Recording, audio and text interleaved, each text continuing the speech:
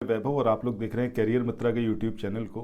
दोस्तों, कल जो हमारा टेस्ट 1 था उसमें आपसे कुछ क्वेश्चंस पूछे गए थे। आज ये टेस्ट सेकंड है। सो टेस्ट 1 में जो भी आपसे क्वेश्चंस पूछे गए थे उसमें किसने आंसर किया है, क्या उसका आंसर और होना चाहिए, तो उन सब के बारे में यहाँ पर हम बात करेंगे। ठीक है।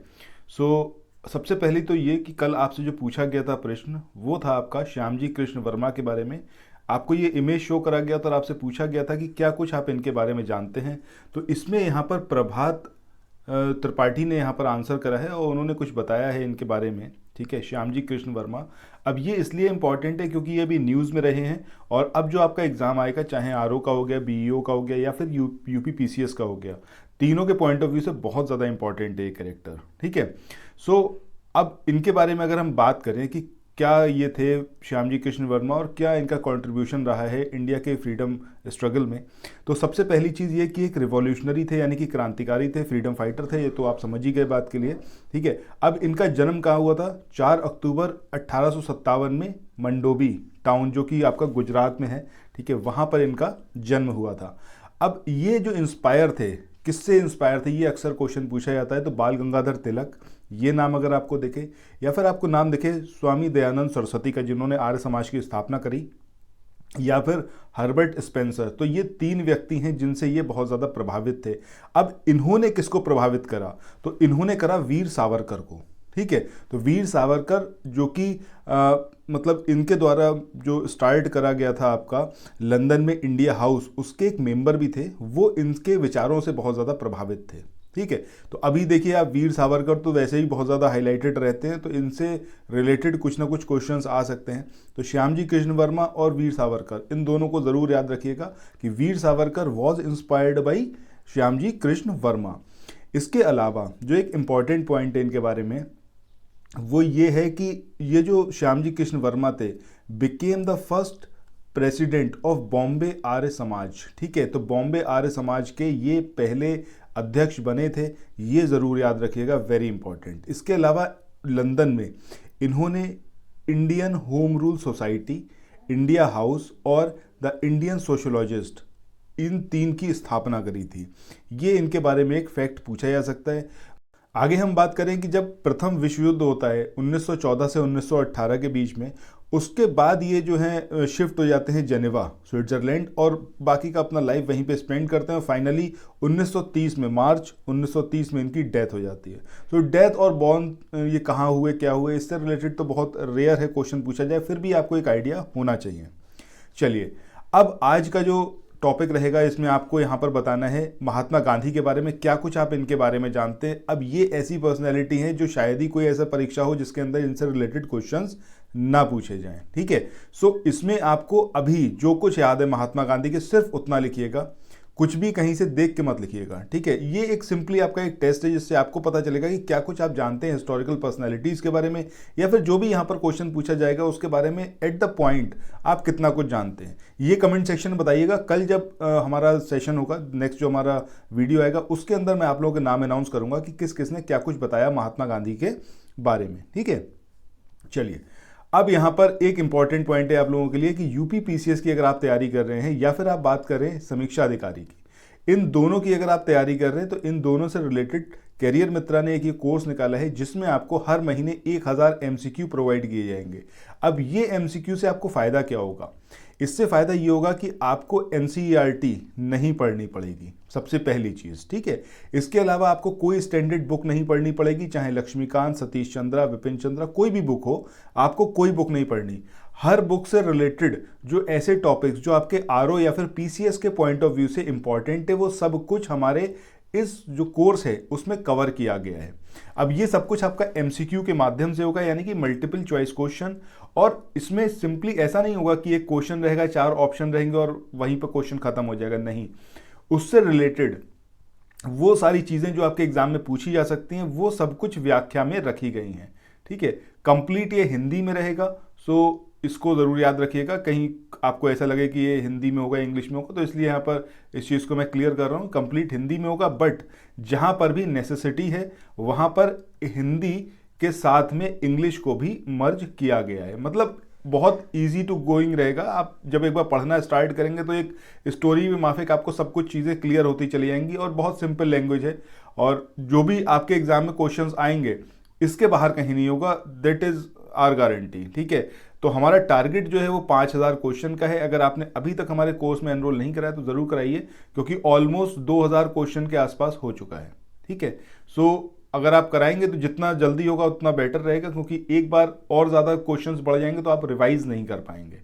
ठीक है, आप हमसे कांटेक्ट कर सकते हैं, ये जो नंबर्स हैं 9027281376, टेलीग्राम के थ्रू, व्हाट्सएप के थ्रू, या फिर आप डायरेक्टली कॉल कर सकते हैं।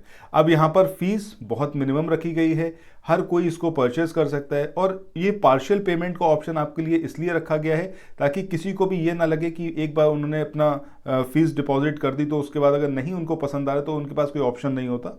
जैसा कि बाकी जितने भी यूट्यूब चैनल्स हैं या फिर ऑफलाइन कोर्सेज जो कोचिंग्स प्रोवाइड करते हैं तो उसमें होता है कि आपने एक बार पेमेंट कर दिया तो पेमेंट रिटर्न नहीं होता है।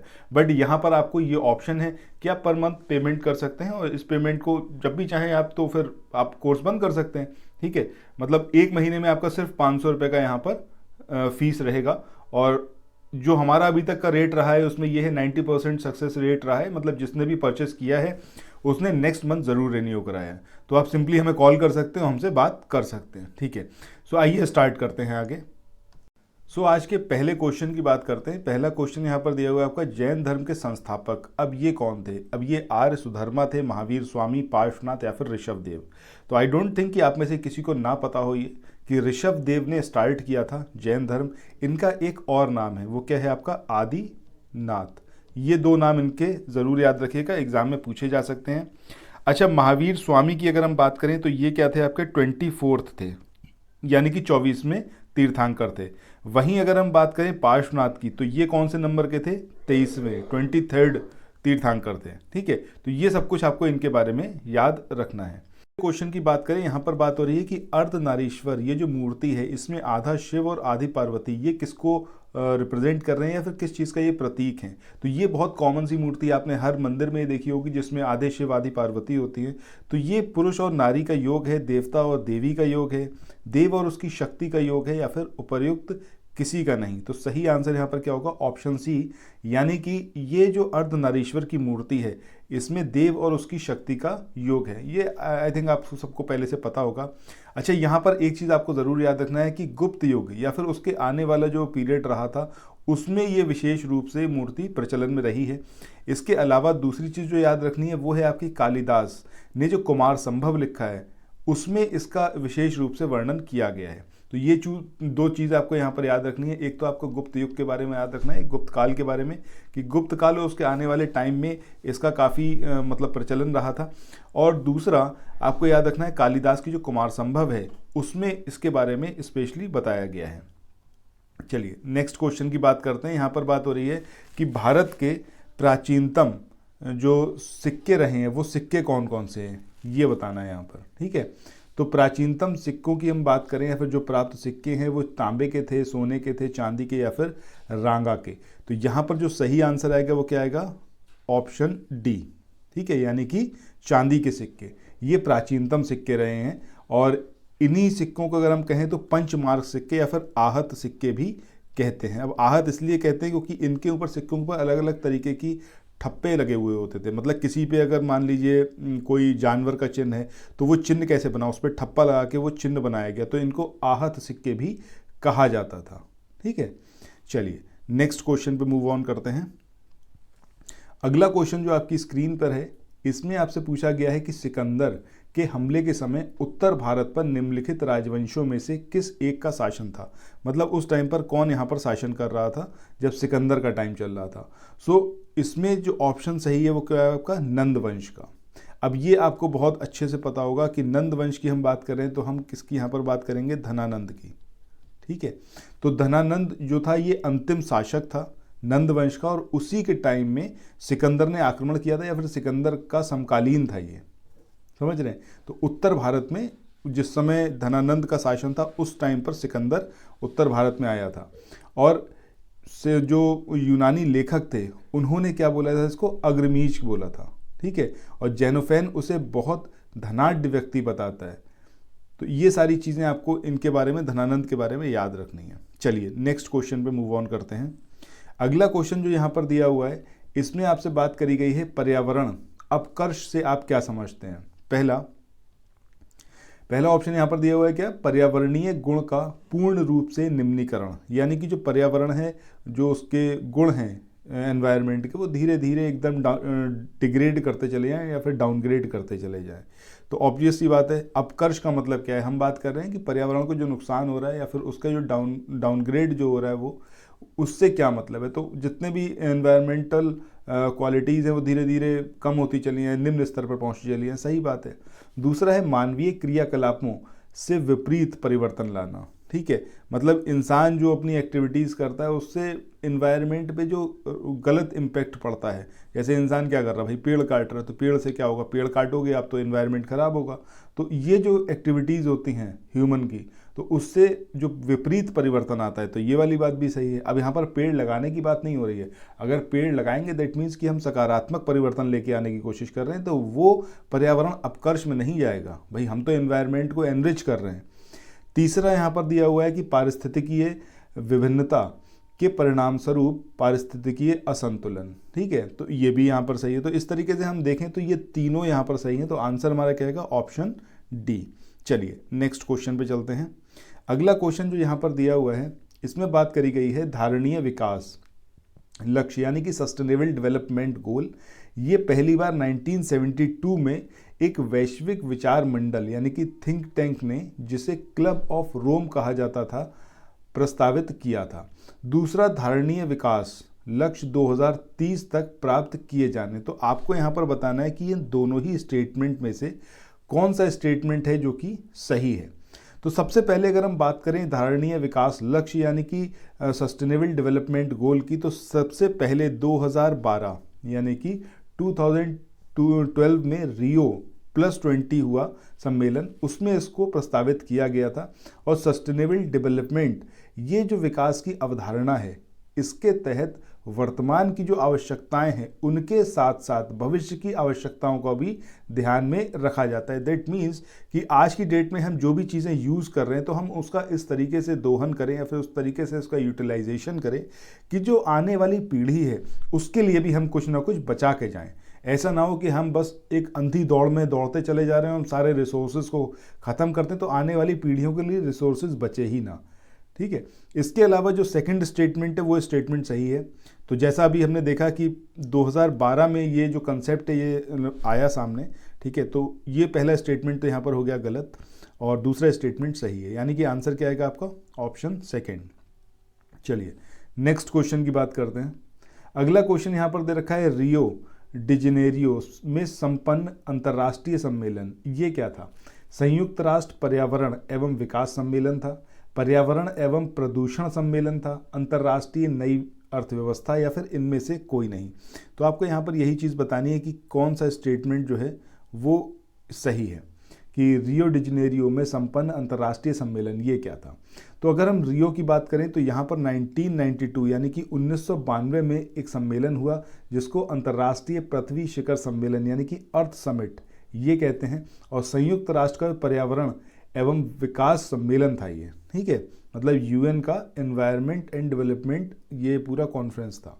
तो सही आंसर हमारा क्या होगा इसका, ऑप्शन ए, यानी कि संयुक्त राष्ट्र पर्यावरण एवं विकास सम्मेलन। चलिए नेक्स्ट क्वेश्चन की बात करते हैं। अगला जो क्वेश्चन आपकी स्क्रीन पर है, इसमें बोला गया है कि पृथ्वी शिखर सम्मेलन का आयोजन किया गया था।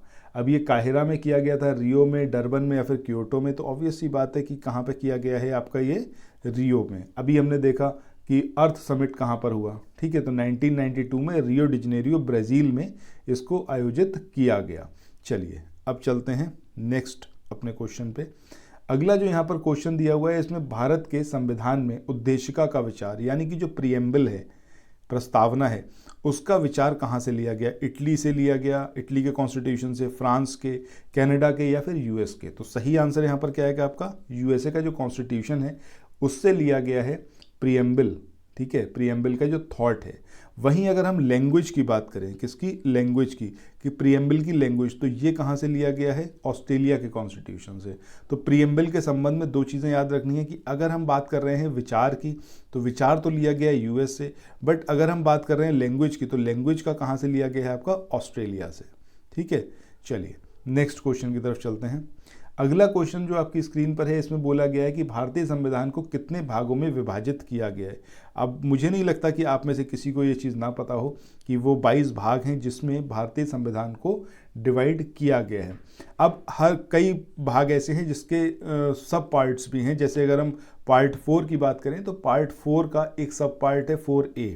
ठीक है, अच्छा ये जो 4A पार्ट है, इसमें कौन सा आर्टिकल दिया हुआ है, किस चीज़ से रिलेटेड है, ये कमेंट सेक्शन में चाहूँगा कि आप लोग बताएं। चलिए नेक्स्ट क्वेश्चन की तरफ मूव ऑन करते हैं। अगला क्वेश्चन है कि भारतीय संविधान में हैं अब कितने यहाँ पर आर्टिकल हैं। आर्टिकल की बात हो रही है कि 300 से ज़्यादा हैं, 350 से, 400 से या फिर 500 से। तो सही आंसर क्या आएगा यहाँ पर, ऑप्शन सी, यानी कि 400 से ज़्यादा आर्टिकल है। जब कॉन्स्टिट्यूशन हमारा बना था उस टाइम पर अगर हम बात करें, तो उस टाइम पर 22 कॉन्स्टिट्यूशन के पार्ट थे। ठीक है, और इसमें 395 आर्टिकल्स थे और 8 अनुसूचियां थी, यानी कि शेड्यूल्स थे। तो अभी कमेंट सेक्शन में आप बताइएगा। चलिए पार्ट वाली बात तो खत्म हो गई, आर्टिकल्स, ठीक है, आर्टिकल्स की भी खत्म हो गई, शेड्यूल कितने हैं। ठीक है, कितने शेड्यूल हैं इंडियन कॉन्स्टिट्यूशन में या अनुसूचियां हैं, ये कमेंट सेक्शन में आप लोग बताइएगा। चलिए नेक्स्ट क्वेश्चन की तरफ मूव ऑन करें।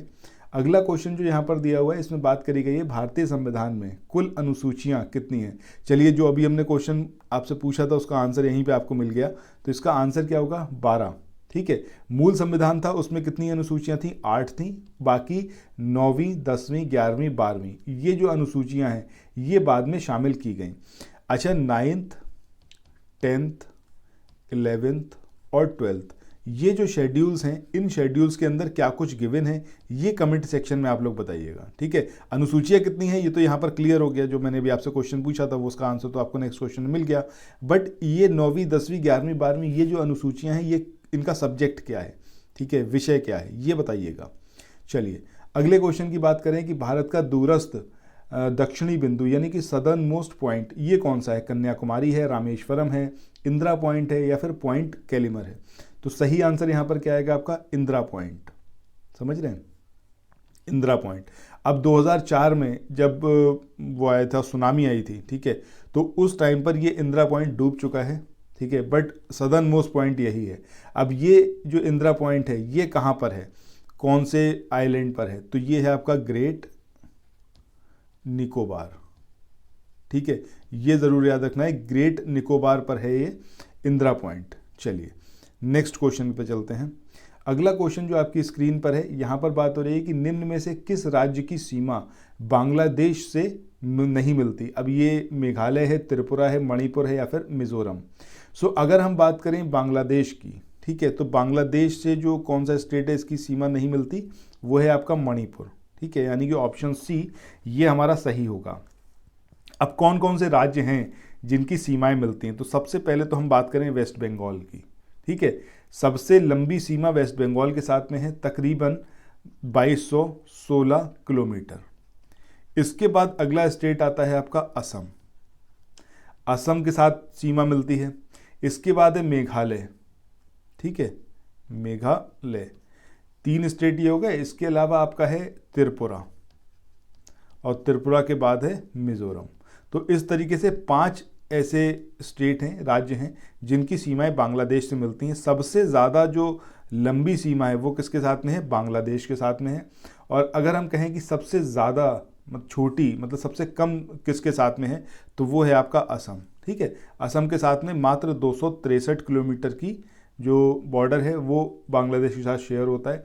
जबकि मेघालय में तकरीबन 450 के आसपास, त्रिपुरा में 850 के आसपास और मिज़ोरम में 320 के लमसम। ठीक है, तो इस तरीके से ये है।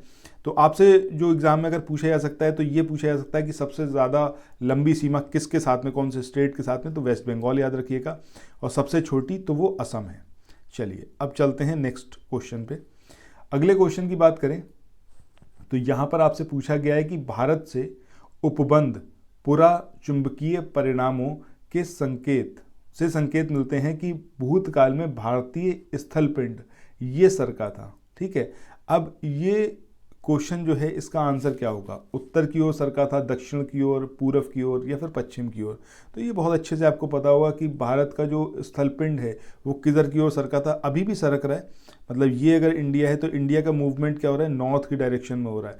तभी आप देख रहे हैं कि धीरे धीरे हिमालय की ऊंचाई जो है वो बढ़ती जा रही है, क्योंकि यहाँ से ये प्रेशर पड़ रहा है और इस प्रेशर के पड़ने की वजह से हिमालय धीरे धीरे ऊपर उठ रहा है। ठीक है, तो आंसर क्या आएगा आपका, उत्तर। चलिए नेक्स्ट क्वेश्चन की तरफ मूव ऑन करते हैं। अगला क्वेश्चन जो आपकी स्क्रीन पर है, यहाँ पर आपको एक कथन दे रखा है और एक दे रखा है कारण। आपसे पूछा गया है कि मतलब दोनों सही हैं या फिर एक सही है, क्या है ये आपको यहाँ पर बताना है। तो सबसे पहले यहाँ पर दिया हुआ है कि हिमालय से निकलने वाली सभी नदियाँ सतत वाहिनी है, यानी कि कंटिन्यूटी में बहती रहती हैं। ऐसा नहीं होता सिर्फ बारिश के टाइम पे बहेंगी उसके बाद वो नहीं बहेंगी। तो ये हिमालय से निकलने वाली नदियाँ जो हैं वो सतत वाहिनी, ऑब्वियस सी बात है भैया, हिमालय पे इतने ग्लेशियर हैं, पानी पिघलता रहता है और नदियों में पानी आता रहता है, तो सतत वाहिनी है, सही बात है ये वाली बात। तो दूसरा यहाँ पर दिया हुआ है जो कारण है, रीज़न है कि हिमालय अपनी वर्षा का अधिकांश दक्षिण पश्चिमी मानसून से प्राप्त करता है। तो this is also a fact, ये वाली बात भी यहाँ पर सही है। बट अगर हम कहें कि क्या ये जो कारण है वो सही व्याख्या कर रहा है, तो ये सही व्याख्या नहीं कर रहा है, क्योंकि अगर हम बात करें दक्षिण पश्चिम मानसून की, तो दक्षिण पश्चिम मानसून से बारिश तो प्राप्त होती है, लेकिन क्या वो बारिश रीज़न है नदियों के सतत वाहिनी होने का, यानी कि कंटिन्यूटी में बहने का? तो वो रीज़न तो है नहीं। उसका रीज़न ये है कि जो मतलब ग्लेशियर हैं, ठीक है, ग्लेशियर से जो पानी आ रहा है उसकी वजह से जो रिवर्स हैं वो सतत वाहिनी है। तो इस तरीके से दोनों ही चीज़ें सही हैं, दोनों स्टेटमेंट सही हैं, मतलब ये जो कथन है और जो कारण है दोनों सही हैं अपनी जगह, बातें सही हैं, बट एक्सप्लेनेशन सही नहीं है। ठीक है, एक्सप्लेन नहीं कर रहा। तो ऑप्शन बी जो है वो यहाँ पर हमारा सही होगा। चलिए अगले क्वेश्चन की बात करते हैं। यहाँ पर दिया हुआ है आपको कि निम्नलिखित में से किसने न्यूटन से पूर्व ही बता दिया था कि सभी वस्तुएं पृथ्वी की ओर आकर्षित होती हैं। अब ये आर्यभट्ट हैं, बुद्धगुप्त हैं, वराहमिहिर हैं या फिर ब्रह्मगुप्त हैं? तो सही आंसर क्या आएगा आपका, ब्रह्मगुप्त। अब ब्रह्मगुप्त की अगर हम बात करें तो ये एक गणितज्ञ भी थे और खगोल शास्त्री भी थे। गुप्तोत्तर के टाइम की बात है, मतलब गुप्ता पीरियड के बाद की बात है। इन्होंने ब्रह्म सिद्धांत एक बुक थी उसकी रचना करी थी और उसमें इन्होंने बताया था कि पृथ्वी सभी वस्तुओं को अपनी ओर आकर्षित करती है। चलिए अब चलें अगले क्वेश्चन पे। अगला क्वेश्चन जो यहाँ पर दिया हुआ है इसमें बात हो रही है कि वर्षा की बूंद की गोलाकार आकृति, इसका कारण क्या होता है? ये द्रव का घनत्व है, पृष्ठ तनाव है, वायुमंडलीय दाब है या फिर गुरुत्व है? तो सही आंसर यहाँ पर क्या आएगा आपका, ऑप्शन बी, यानी कि पृष्ठ तनाव, यानी कि सरफेस टेंशन। ठीक है, सरफेस टेंशन की बात कर रहे हैं। तो पृष्ठ तनाव की वजह से वर्षा की बूंदें कैसी रहती हैं, गोलाकार रहती हैं। ठीक है, चलिए आगे चलते हैं नेक्स्ट क्वेश्चन पे। सो क्वेश्चन नंबर जो 19 है, इसमें बोला गया है कि निम्न में से किस विकिरण में ऊर्जा प्रति क्वांटम सर्वाधिक होती है, 320 से 400 नैनोमीटर या फिर कौन सा वाला ऑप्शन है? तो सही आंसर क्या आएगा यहाँ पर, 200 से 280 नैनोमीटर। ठीक है, तरंग दैर्ध्य की जो न्यूनतम रेंज है उसकी विकिरण में प्रति क्वांटम ऊर्जा सर्वाधिक होगी। मतलब जितनी कम तरंग दैर्ध्य होगी, जितनी कम वेवलेंथ होगी या फिर तरंग दैर्ध्य होगी, ठीक है, उतनी ही ज़्यादा प्रति क्वांटम ऊर्जा होगी। मतलब जितनी कम वेवलेंथ उतनी ज़्यादा प्रति क्वांटम ऊर्जा, यानी कि एनर्जी। चलिए नेक्स्ट क्वेश्चन की बात करते हैं और ये आज का हमारा आखिरी क्वेश्चन है। इसमें बोला गया है कि संवहन द्वारा ऊष्मा का स्थानांतरण हो सकता है। अब ये ठोस और द्रव में हो सकता है, या फिर ये ठोस और निर्वात में हो सकता है, या फिर गैस और द्रव में हो सकता है, या फिर निर्वात एवं गैस में हो सकता है। तो सबसे पहली बात यह कि कन्वेंशन यानी कि संवहन, इसके द्वारा ऊष्मा का स्थानांतरण केवल द्रवों और गैस में हो सकता है। किसमें, द्रव और गैस में, क्योंकि संवहन के लिए ज़रूरी क्या है, मीडियम। अगर मीडियम नहीं होगा तो कन्वेंशन नहीं हो पाएगा। ठीक है, संवहन की प्रक्रिया में पदार्थ के कण स्वयं स्थानांतरित होते हैं। जैसे कि अगर हम बात करें कि आग पर रखी पतीली का जल जो होता है वो संवहन द्वारा गर्म होता है। जैसे कि अगर ये पतीली रखी हुई है, इसके अंदर पानी है भरा हुआ, अब क्या होगा, नीचे से जब आग लगाई गई तो आग लगाने से क्या होगा, धीरे धीरे बर्तन गर्म होगा। अब जो यहाँ पर वाटर के मॉलिक्यूल्स होंगे, इनका डिस्प्लेसमेंट शुरू होगा, ये आपस में टकराना शुरू होंगे और ये धीरे धीरे क्या करेंगे, अपनी एनर्जी को शिफ्ट करते हुए चलेंगे एक से दूसरे एनर्जी। मतलब यहाँ पर जो पदार्थ है उसके कण जो हैं वो शिफ्ट करेंगे, कोलाइड करेंगे और फिर वो एनर्जी का ट्रांसफ़र होगा। ये है आपका कन्वेंशन, ठीक है। तो संवहन यानी कि कन्वेंशन, इसको याद रखिएगा, ठीक है। सो इसके साथ ही ये वाला हमारा आज का वीडियो यहाँ पर एंड हो रहा है। आपको ये वीडियो कैसा लगा कमेंट सेक्शन में ज़रूर बताइएगा। और अगर आप सीरियस एस्पिरेंट हैं और आप आरओ की या फिर पीसीएस की तैयारी में लगे हुए हैं या फिर बीईओ की तैयारी में लगे और जर्नल स्टडीज़ को एक नए तरीके से आप कवर अप करना चाहते हैं, जिसमें आपका एनसीईआरटी भी कवर हो जाए और स्टैंडर्ड बुक्स भी, तो आप हमारे इस कोर्स को ज़रूर परचेस करिएगा। अगर आप इसका डेमो फाइल देखना चाहते हैं तो आप हमारे टेलीग्राम ग्रुप पर ज़रूर ऐड हो जाइएगा। टेलीग्राम ग्रुप का जो लिंक है वो डिस्क्रिप्शन सेक्शन में दिया हुआ है। बाकी जो भी क्वेश्चंस आपसे इन वीडियोस में पूछे जाते हैं उन क्वेश्चंस के आंसर ज़रूर करते हुए चलिएगा। चलिए फिर इसके बाद मिलते हैं नेक्स्ट वीडियो में। Till then thank you so much, have a nice day, bye bye.